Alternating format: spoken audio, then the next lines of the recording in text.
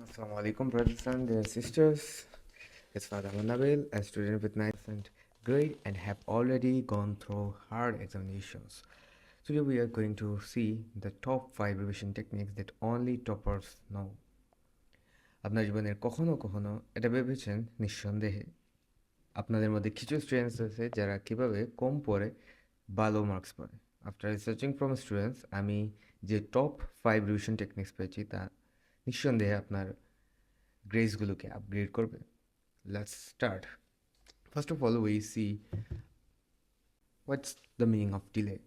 Delay মানে এই না যে আপনি কাজে ডিলে করবেন, এর মানে এই যে আপনি কাজটাকে আগেই শেষ করে ফেলবেন।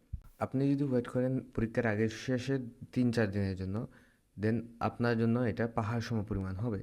এর পরিবর্তে আপনি কী করতে পারেন, প্রতিদিন দিনের শেষে 30 থেকে 40 মিনিট রাখবেন, যা আপনার পাহাড়ের সমপরিমাণ চাপকে সহজ করে দেবে।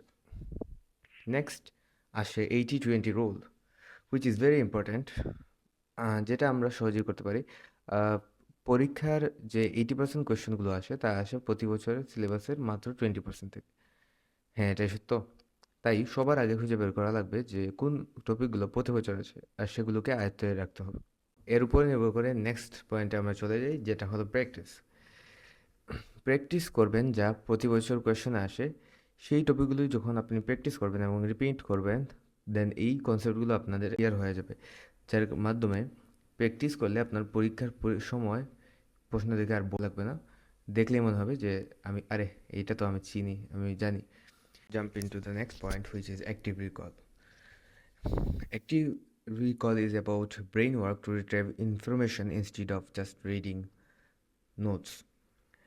এর জন্য অনেকেই বই খুলে পড়ে, এর পরিবর্তে আপনারা কী করবেন, নিজেকে প্রশ্ন করুন, উচ্চস্বরে উত্তর বলুন বা কারোকে বুঝান।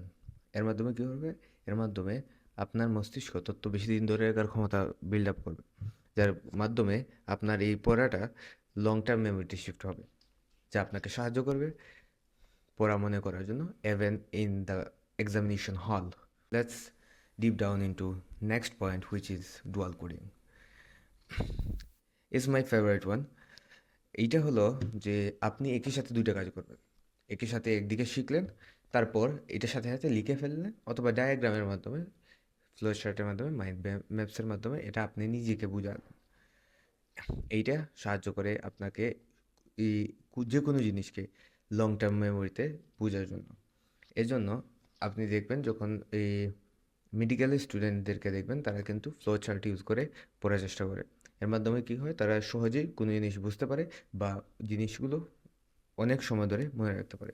এই ছিল আমাদের 5টি best technique for revision: delay না করা, 80-20 rule, practice, active recall and dual code.